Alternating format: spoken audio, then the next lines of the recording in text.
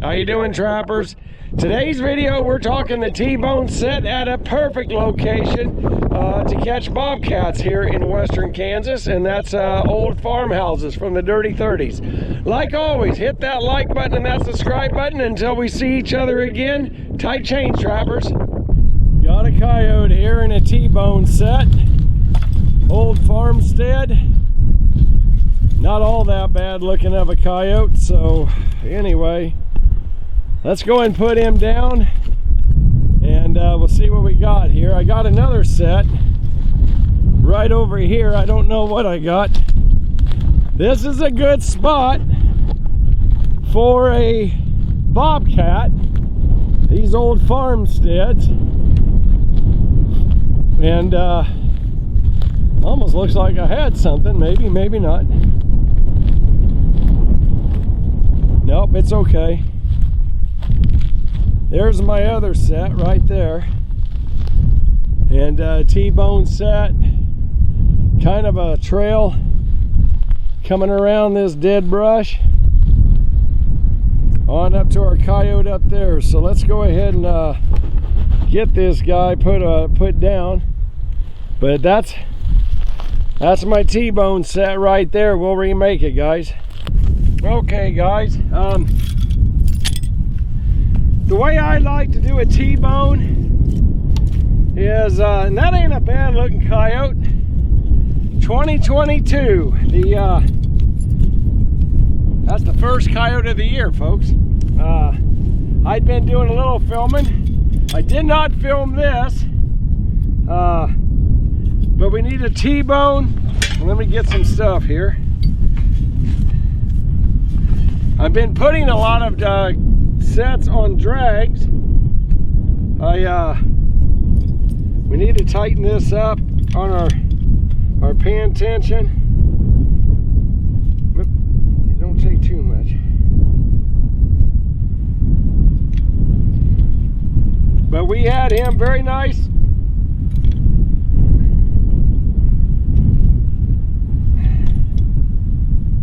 I think I got it. I think so. It's just a hair on the stiff side, but I think that's about where I want it. To do our set. Now he's got it all tore up, so it's pretty soft right now. We'll worry about this in a minute. Let's take some of this top cover and let's scrape this top away for blending. Okay? We need some blending material.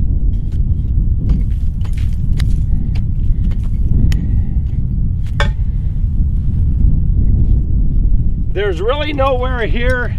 In here I could, if the coyotes or cats were to go into this bunch, I'd be all right. But for a drag. But there's a wide open prairie right behind me.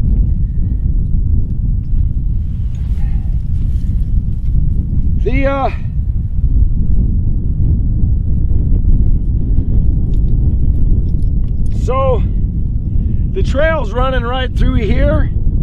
The ground is way too hard to actually do a dirt hole here.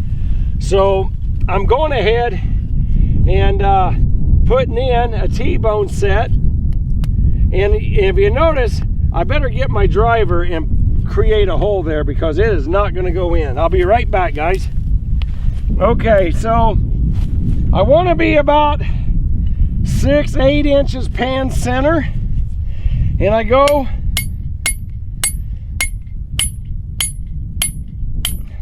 on like a 45.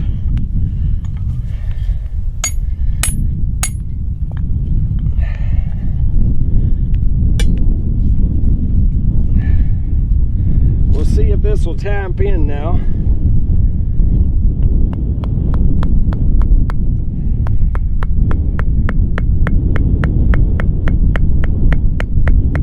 There we go. So I'm not very far from the actual set. I'm using a sandwich bag for pan cover.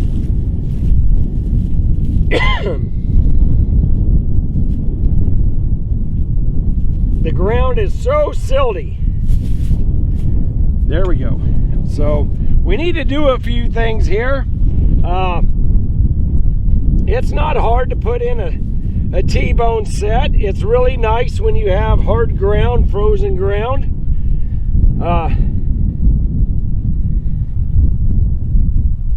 Make sure our trap is solid. That's the nice thing about this. This is the nice thing about it, is I'll put a little bit of dust over the top and blend it out. There we go.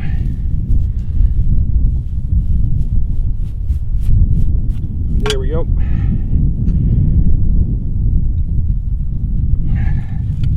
But that 45 to the pan, again, 5 inches back, pan center, seems to be working pretty well. You could be back a little farther, but they'll come right up to it. I've actually had better success doing it this way than I have 10 inches and so on back. I think the T-bones, your grab and die and that type of a thing, they seem to do well. There's a little bit of the meat from yesterday. I'll leave that there. So let's go ahead and blend this back. Well, I want to do one thing first.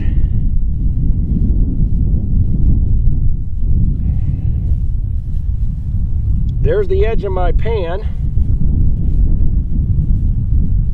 Yeah, let me find it. Yep, there's the edge. So let's go ahead and put in a couple of sticks, telling them not to step here. You know, that's a big O'Gorman thing there. Let's go ahead and get them in, because we definitely don't want them coming in on our backside where the trap is dead. This is ridiculous how dry it is. We're in an excessive drought here in this country. And this is all blending. That's what all this is.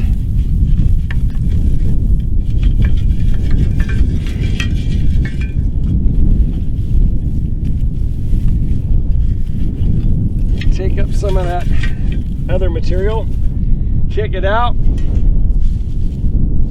Let's throw some of that trash kind of on the back side here. Poke in something to keep them from working it from the back, but it's really not too hard.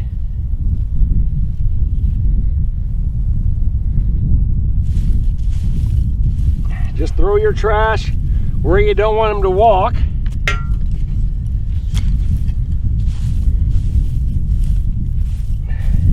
And if it's going to be soft over here, then let it be soft everywhere. There we go. And I'll go in and just kind of lay that back there. That's kind of where it was originally. And just adds a little bit of guiding, you know, nothing big, just a little bit of guiding in there. Let's go ahead and lure this up. So what bait and lure am I using? One lure for sure is my feline finalizer. That is a very attractive cat lure, and this is what I'm hoping to be a good cat spot.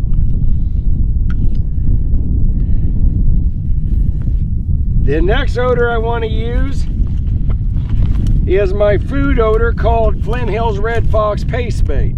It's very attractive to cats as well. I'm going to put that there and kind of bring it around and stick some in the hole here. Kind of weatherproofs it a little bit. We don't get a lot of rain here, but there we go. So I have 2 odors at this set on a trail that leads toward that old house. Now the old houses, cats, coon, bobcat, possum, skunks, coyotes, they hunt these because it's full of mice opportunities, rats and birds and pheasant, you name it. So really good spot right at this area to really good spot. You can stick in different things here and there to convince them not to step, but he's going to want to get close to that odor. They like that odor. So that's it. Time to skin a coyote. That's a T-bone.